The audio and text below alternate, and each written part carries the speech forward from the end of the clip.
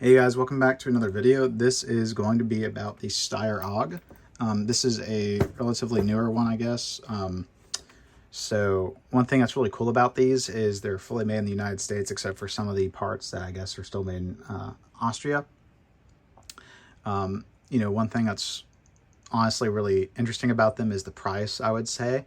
From the perspective of what you're getting for the price, it's kind of shocking how much they want for them, because there's certain things, like for example, you can see right here where they basically like scallop cut to form, this rounded edge. And, it's a little crude looking, and for the price, it's kind of shocking, because there's some stuff up here where you can see where they, form fitted it. But the thing I guess that's really nice about these is, I would guess if I were to say, is they're probably one of the best bullpups. Even as a left-handed shooter, I really wanted a good rifle to shoot left-handed that I think compromised on certain aspects that I was willing to compromise on more so than others. Because, like, for example, the Hellion is a hot topic right now. A lot of people really like the Hellion, especially for left-handed, because you don't have to buy any extra things to shoot it left-handed. However, I think there were certain compromises in ergonomics and other aspects that I think were just not as great, personally. So I kind of talk a little bit about that, because, for first off, I want to preface this by saying I think a huge issue with this rifle, even to shoot it left-handed, is the parts. The spare parts are very difficult to find, probably because I think most of them are made in Austria, and so that makes it almost impossible to get spare parts regularly. They come in and they dry up really quickly. You can find some stuff, like for example, firing pins are really difficult to find. Spare bolts, the left-hand bolts made by Steyr are really hard to find. So Ratworks does a lot of good stuff, I guess. I will talk a little bit about some issues I've had with the Ratworks bolt in here. But to start off, I want to talk a little bit about the front end and kind of work back. So one thing that's really cool is this barrel is quick detach. I'm not going to show that really easily on here, because the limited workspace that I do have with this camera is kind of annoying. Well, I guess I could try. So I'm going to stand off to the side. So what you need to do is lock the bolt back, and make sure it's locked, and then you rotate this down, and then you twist, and it comes right off. I don't know if you can see that. So you push down this and rotate, and it comes right off. And to lock it back, you just do in the reverse. You don't even got to push this down. So that's pretty cool. The really nice benefit to that is to swap out, for example, to the 24-inch barrel or whatever it is, really easy, really fast. If you have an older one with the old thread pitches, you can swap out for a new one and get, better muzzle devices. So, for example, we have a really long bird cage. The thread pitch is standard for 2, 2, 3, 5, 5, 6 thread pitches. 1/8 by 24 or 28 or whatever, 1/2 by 28. The only downside I've heard is this jam nut on here. You can have difficulty with actually indexing against the shoulder, and so you might have to shim the crap out of it to actually get it to rest up against there. We'll see how it goes for me. Could try using the jam nut even with a suppressor, because it's 5.56 30 cal can. It's probably going to line up if I do my due diligence with the jam nut, I guess. But because even my Galil has the jam nut on it, and it's perfectly fine. But one thing I do think that's really cool about this rifle is you also get adjustable gas. So this is the suppressor plug. I think they might still be in stock. I don't know. I can't remember what company has them in stock or had them in stock when I got it, but I'll go check and link it if they still are. But one thing that's really nice is they actually warranty when you shoot suppressed, unlike some specific company that I do really like the rifle for, but they don't like to cover it for some reason. So one thing that's cool is on the original gas regulator, it's normal, adverse, and then grenade. So grenade, you can actually shoot it suppressed. It just becomes bolt action.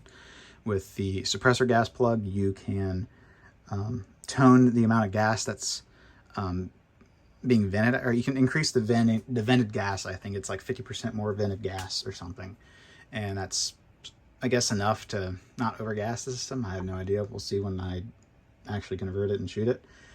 It comes with a foregrip, obviously, you know, one thing it's really known for. It's really nice. I like it.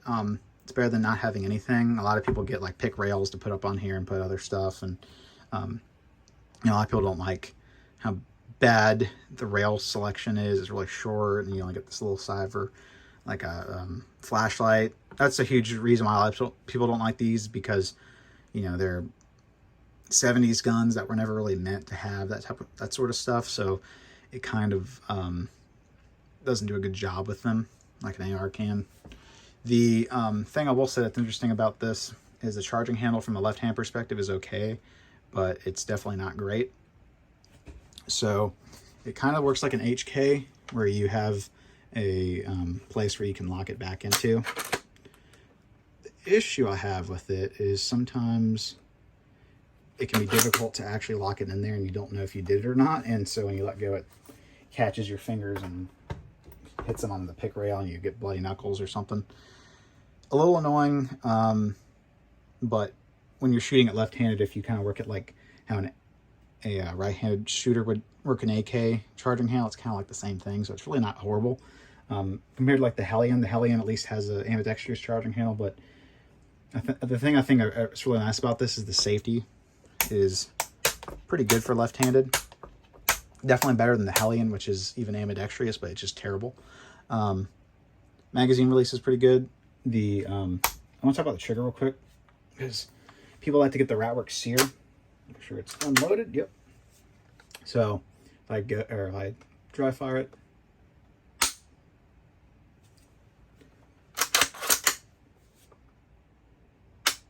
really not bad. It has a tactile but kind of soft reset, but the brake is all right.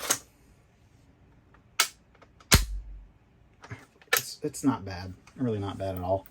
The only thing I've had weird things with the trigger and the safety, I guess, is the last time I went shooting with it, I put like 700 rounds through it total, maybe a little bit less, maybe a little bit more, I don't know.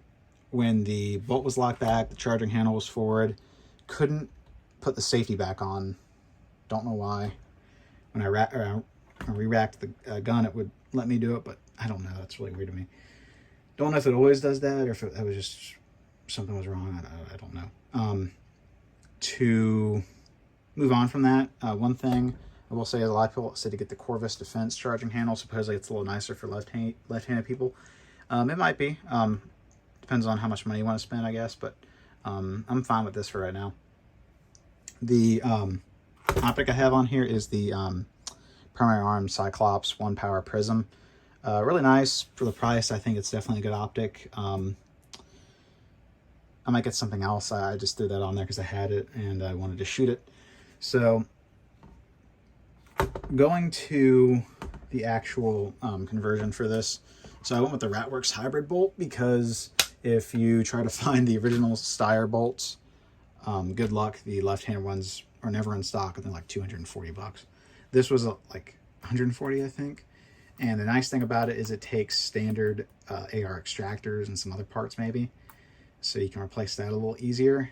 The only downside to it is, so the way it works is on the when you're installing the bolt, you basically put the firing pin through the back end, and that pushes up a little camming lug that locks the bolt into the this little like claw thing essentially. And when you put the bolt into it, it pushes up the lug, right? So when you're just pushing in, there's enough gap, I guess, or way it works, it just raises it up and goes underneath it and goes through it. The issue that I had is it wouldn't lift it up, and it was, no matter how much force you tried, it wouldn't do it. It wouldn't go in. So eventually after a while, like 30 minutes of finagling, eventually it went in. So eventually I called Ratworks. They're like, oh, send us your firing pin and the bolt, we'll check it out. They claim it was the firing pin that was defective, so they had some spare firing pins. I said, you know, buy one, we'll include the original firing pin, the new one, and your bolt. Got it back, tried it with both bolts, exact same issue still. What I think is the problem is their geometry on the bolt is not right.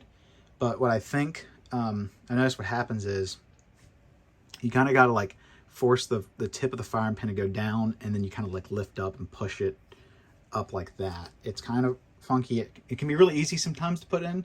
Other times it takes like forever. I don't really know. It is what it is, but it's strange to me, just really strange. To go beyond that though, to convert it really easy, you just change the firing pin, it's not the firing, but the bolt. Swap this over to the other side and boom, you're done. The thing that is nice about this gun is it's very easy to disassemble and remember how to disassemble it, I'd say. So to swap it back relatively quick. The only thing that I think I wish was better ambidextrous is probably the bolt release, because that can be kind of annoying to work. Because, you know, it's only on this side. If it was on the other side, it would be really great. It would be awesome. In fact, it would be perfect, because you could be able to, you know, release the mag, put a new one in, hit this your head button right here, and you'd be good to go. Only real complaint, better than the snag version, because if you get the snag version, you can't convert it to left-handed, and there's no bolt release, so you have to work the bolt handle every time. Snag version takes standard arrow mags. This, you have to use the original style mags for the left-handed. I do like these mags. They're like iconic. I remember playing Call of Duty, playing Bad Company 2, a bunch of other games that had, you know, these types of mags and stuff. Always looked really cool. The thing that I think is kind of strange about this gun is it has a, I'm not going to take it out, but it has a polymer trigger pack. Even the hammer's polymer. Really interesting, but kind of weird. So to move on from all I've talked about with the way the gun is and what I think about just it in general, the balance is really nice. It balances in the back, so it feels really good to shoot it. It doesn't have bad recoil. The weight is kind of all in the back, like I said, so you can hold it up for really long periods of time. And when you're holding it underneath your arm, it really nice feeling. It's really awesome. The only thing I think, like I said, I'd really want to change is maybe get another magazine or bolt release right back here, and maybe better charging handle for left-hand use. But beyond that, it's really good for left-handed. It's very accurate. I've only really got to shoot it at like 25 yards though, so you know that's really not worth a whole lot in terms of you know, talking about the accuracy. But at least in my perspective, I've been very impressed with it. Beyond that, I think I'd personally go with this over the Hellion. I think this is a little bit better than the Hellion in terms of performance and just certain aspects. Like, for example, I think the nitride barrel is really huge. It has a blue bolt. You know, the Croatian mindset is, you know, based on the Yugoslavian mindset, no chrome line barrel or no nitriding in the white bolt. And so it's in that aspect, you know, if you neglect to care for it regularly, that could potentially lead to some corrosion or rust. Whereas this, you know, you do get the benefits of the nitriding and the blue bolt. But beyond that, a really good rifle. The magazines, I'll say this, they're a little like expensive, like 24, 26 bucks. This is a Austrian surplus from Max Arms. They have like a 4-pack for a really good price. One way you can tell is they have an M right there, and they usually have a little wear on the bottom here, and they're green. The one that came with the rifle has a black base plate, and they actually make a 42 rounder as well. The thing I do think is nice about these is they have extended feed lips compared to AR mags. But I think they all don't have anti-tilt followers. That's only maybe the only real downside to them. But they're really easy to load, really nice mags, and I think the gun is really good. I really love it. It may not sound like I do, but I really love this gun. It's really nice. So yeah, that's really all I can say about it so far. I'll get some more stuff about this gun maybe in the future. Maybe do a little bit of tweaking with like maybe a different optic and so on. But I think for a left-handed shooter, a lot of people might neglect over this. Maybe go for the Tavor, maybe go for the Hellion. But I would say definitely don't count this one out. I really love it. I'm glad I got this over the Hellion or the Tavor. It's definitely one of my favorite guns now. That's kind of shocking to say, but it definitely is. I really like bullpups now. So yeah, that's all I really have to say about this. if you guys want to see a video of the Ratworks firing pin thing, I can definitely make one. I just didn't feel like doing that right now because I don't know how long, you know, if I'll get lucky and it goes right back in, or if it takes a little bit. I just don't want to, you know, have to deal with that on camera, because this already is a really long video for what it's worth. But yep, so I have some new stuff coming in the works. I'll actually preview real quick.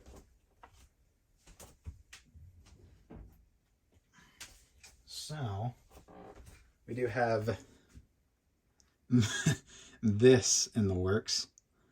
If you look over here, if you know what the word full means, you can guess a little bit about what this is.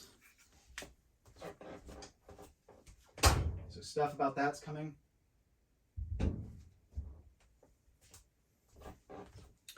You're just going to have to wait a little bit because there's going to be some interesting stuff going on with that. But beyond that, I'll keep you guys updated about the Scar.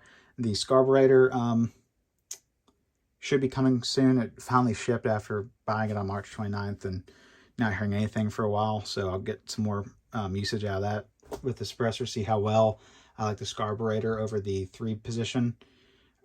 But beyond that, I'll go ahead and get this suppressed and get some footage of that and talk a little bit about it and get some more opinions on this. But beyond that, really not anything else much to say. I hope you guys have a good weekend. This is Saturday for me. So yeah, see you guys in the next video.